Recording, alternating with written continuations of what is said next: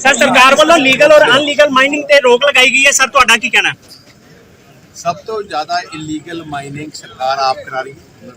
ਜਿਵੇਂ ਸ਼ਰਾਬ ਦੇ ਵਿੱਚ ਇਹਨੇ 500 ਕਰੋੜ ਦਾ ਘਪਲਾ ਕੀਤਾ ਹੈ, ਹੁਣ ਇਹਨਾਂ ਦਾ ਨਿਸ਼ਾਨਾ ਹੈਗਾ ਮਾਈਨਿੰਗ। ਸੋ ਜਿੰਨਾ ਡਰਾਮਾ ਅੱਜ ਹੋ ਰਿਹਾ ਹੈ, ਆ ਪ੍ਰੋਪਾਗੈਂਡਾ ਕਰੀ ਜਾਂਦੇ ਆ। 700 ਕਰੋੜ ਰੁਪਇਆ ਇਹਨੇ ਮੀਡੀਆ ਦਾ ਬਜਟ ਰੱਖਿਆ ਹੈ ਤੇ ਹਰ ਅਖਬਾਰ ਵਿੱਚ ਪੇਡ ਨਿਊਜ਼, ਇੱਕ ਪੂਰਾ ਪੇਜ ਤੁਸੀਂ ਅਖਬਾਰ ਪੜ੍ਹ ਲਓ, ਇੱਕ ਪੂਰਾ ਪੇਜ ਪੇਡ ਨਿਊਜ਼ ਦਾ ਹੁੰਦਾ ਹੈਗਾ। ਆਪ ਬਣਾ ਕੇ ਸਰਕਾਰ ਇੱਕ ਪੂਰਾ ਪੇਜ ਲੈ ਰਹੀ ਹੈ ਅਖਬਾਰਾਂ ਤੋਂ। ਦੇਖੋ ਐਜਾ ਦੁਰਵਰਤੋਂ ਪੰਜਾਬ ਦੇ ਖਜ਼ਾਨੇ ਦਾ, ਲੋਕਾਂ ਦੇ ਖਜ਼ਾਨੇ ਦਾ ਹੋ ਰਿਹਾ, ਜਿਹੜਾ ਅੱਜ ਤੱਕ ਨਹੀਂ ਸੀ ਦੇਖਿਆ।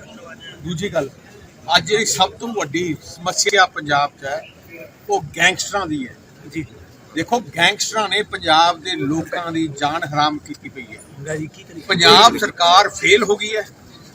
ਗੈਂਗਸਟਰ ਹਰ ਦੂਜੇ ਬੰਦੇ ਨੂੰ ਟੈਲੀਫੋਨ ਕਰਕੇ ਫਰੌਤੀਆਂ ਲੈ ਰਹੇ ਹੈ। ਐਸਐਸਪੀ ਤੇ ਦੂਜੇ ਪੁਲਿਸ ਵਾਲੇ ਕੁਝ ਕਰ ਨਹੀਂ ਰਹੇ।